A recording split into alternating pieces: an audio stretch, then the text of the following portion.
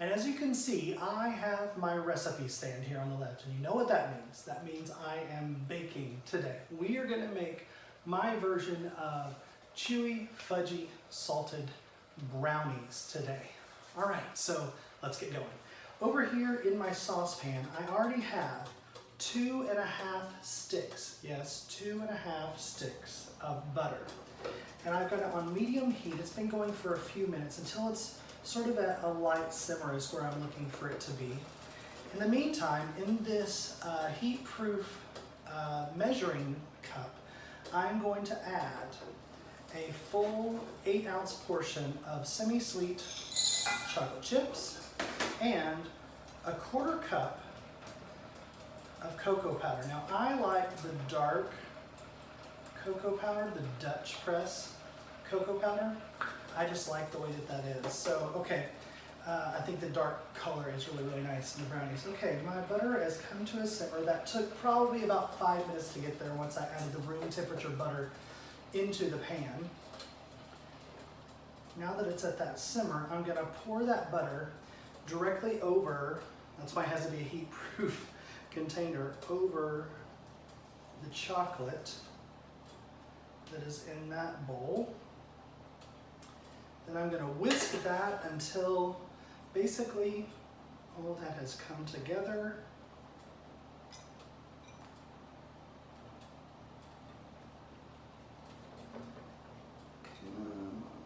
There we go. Now we're getting there. All the chocolate is nice and melted and smooth. Now I can set that aside for that to cool down. All right, that is really all I need to do with the stovetop for this recipe. All right, next we are going to combine some dry ingredients into a mixing bowl.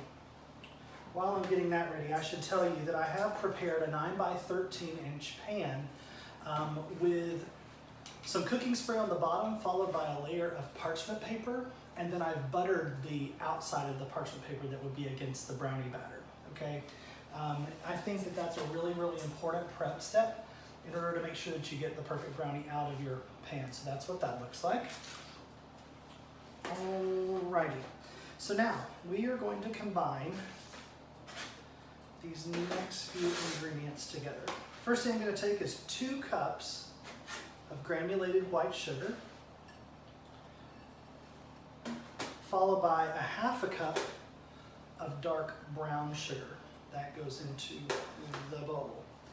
Then I need some vanilla extract. I need 2 teaspoons of vanilla. This is a 1/2, so there's 1, 2 teaspoons of vanilla.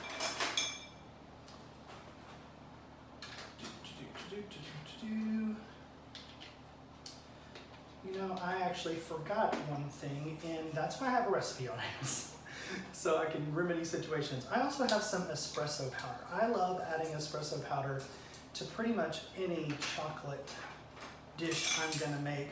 So I'm gonna take a tablespoon of espresso powder and add that to this chocolate mixture. That's a 1/2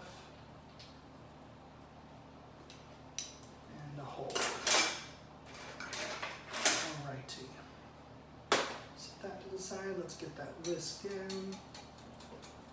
While it's still warm. Glad I caught myself. We would be missing out on some significant flavor if I had forgotten the espresso powder. Ooh, I can already smell it. It hit that warm butter. All right, back to these ingredients over here. Now, I'm also gonna add some salt. I love salt and sweet at the same time. So I need 2.5 teaspoons of salt. That's 1, 2.5 into that mixture. Cover my espresso powder. All right, now I need 6 whole eggs.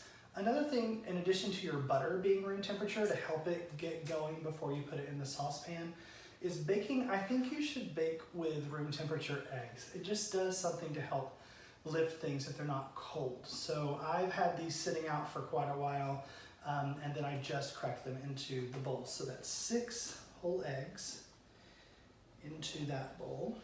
And now we are going to take our hand mixer and mix these for quite a while. It's probably going to be about 10 minutes worth of mixing, so I'm not going to bore you with making you just stare at me while I mix up these ingredients, but I will be right back with a nice fluffy start to these amazing brownies. All right guys, I am back. So I want to show you this mixture so far. I literally set a timer for 10 minutes and spent 10 minutes on high so that it was this kind of a pancakey consistency in my bowl.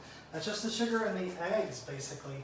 And it really does need that step. So make sure you take the time to do that portion of it. Now, with my mixer on, I'm gonna take that lovely chocolate concoction that we made earlier, and I'm gonna put that into this liquid mixture that I've already got going. So turn this on low, and just start pouring in the chocolate.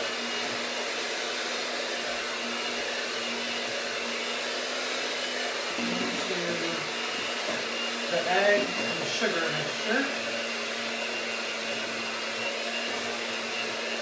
Oh yeah.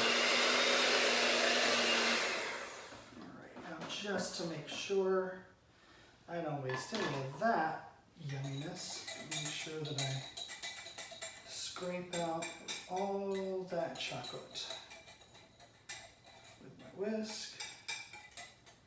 There we go. Set that aside. Let's make sure that gets all incorporated. There's your hand mixer. So it's nice and smooth.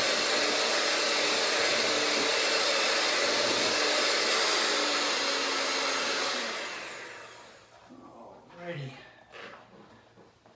Now, this recipe actually called, I know you saw that I put 1/4 cup of that Dutch press cocoa powder into the chocolate mixture. This recipe calls for a total of 3/4 cup. So we're gonna utilize that other 1/2 cup of cocoa. Now, what I'm gonna do is I'm gonna take my sifter, and I've got some all-purpose flour. This is 1 cup all-purpose. And the remaining 1/2 cup of that cocoa powder. It's going to go in there. All of it's being stubborn. There we go. And then I'm just going to sift those dry ingredients into the wet. I used to think that sifting was like a needless step. But I've tested doing the same recipe with sifting dry ingredients and not sifting dry ingredients, and it really does make some difference in the texture of whether it's a cake or brownies. So if I ever find myself baking, my sifter is now my new best friend so that I get the best texture I can out of any recipe. A lot of the baking recipes that I have are either from family, friends, cookbooks, or stuff that I found online that I've tweaked just a little bit along the way, like I said, as I test the recipes to try to make them my own a little bit. And this is one of my favorites for sure. All right, so that is all sifted in, and then rather than beat that in I'm going to try to keep all the air that I got into those eggs when we did that 10 minutes worth of beating with the beaters by just folding in these dry ingredients into the wet. Don't want to lose the lightness that we created by spending all that time whisking. And you really just want to get these two things, your cocoa and your flour, just fold it in until it's combined. You don't want to over-mix. We are getting there, folks. You know, brownie batter is a fairly thick batter, so you're going to get an arm workout. Between 10 minutes of beating those eggs, I literally had to switch arms as I was beating the eggs. So it's like, ooh, this is a workout. And this folding process is really no different. You just want to make sure that you scrape the bottom, make sure you got everything nice and combined. Then you are good to go. All right, now the prepared baking dish that I've got. I have my oven preheated to 350 degrees, okay? And these are gonna bake for only about 20 minutes, okay? To get the texture that I want, which is kind of chewy and fudgy on these for about 20 minutes. I'm gonna put this into my pan. Oh yeah, that is a thing of beauty. I mean, what's not to love? Butter, chocolate, sugar. Come on. So yeah, this is a 9 by 13 pan again, and I've lined it with parchment paper, and I've buttered that parchment paper to make sure that when I pull these out, they're gonna come out pretty easily from the dish. Alrighty, I'm gonna pop these in my 350 degree oven. Once they are ready in about 20 minutes, I'll be right back. Okay guys, my brownies have been in the oven for about 20 minutes. Now here's the weird step in all of it. I'm gonna take the brownies out of the oven, and I'm gonna, on a flat surface, just lightly drop them twice, maybe 3 times. You'll notice when they come out of the oven that the top is kind of puffed. I wanna actually get that to sink down a little bit because I want these brownies to be nice and fudgy instead of cakey. So now that I've done that step, which might seem weird to do a little tap dance with the brownies, but that's okay. After I've done that step, I'm gonna put them back in that 350 degree oven for another about 20 minutes or so, just until a toothpick comes out with a little bit of fudgy brownie. That's okay, it might seem undone, but you're gonna let them sit and cool completely, and that will continue cooking for a little bit on that during that cool time too. So I'm gonna pop these back in the oven for about another 20 minutes.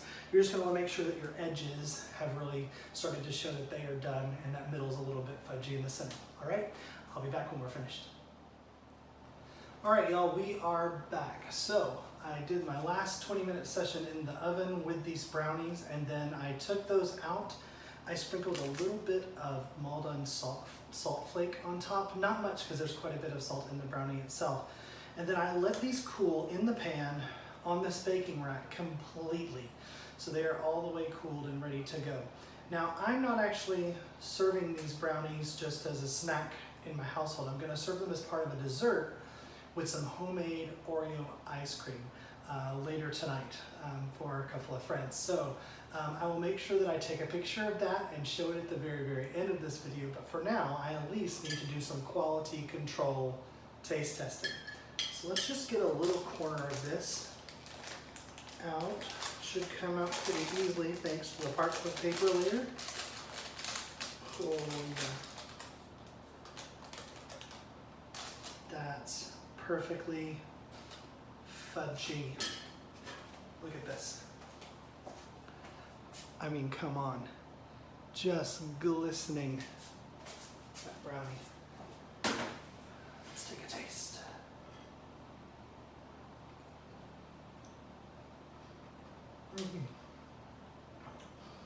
really does just melt in your mouth, and the salt content is great. So it's not like crazy sweet, especially if I'm going to serve it with that Oreo ice cream, which by the way is in another video, so you might want to check that recipe out too for homemade Oreo ice cream. That is going to go with this. I might do a little raspberry sauce or something to get the sweetness even further, but I hope you will try this nice fudgy salt brownie recipe for yourself. Thank you so much for joining me on Bradley the Singing Chef. Really hope you'll share, like, and subscribe my videos so you can make sure that you're here for the next one. Thanks for joining me, and I hope you will eat well and love always.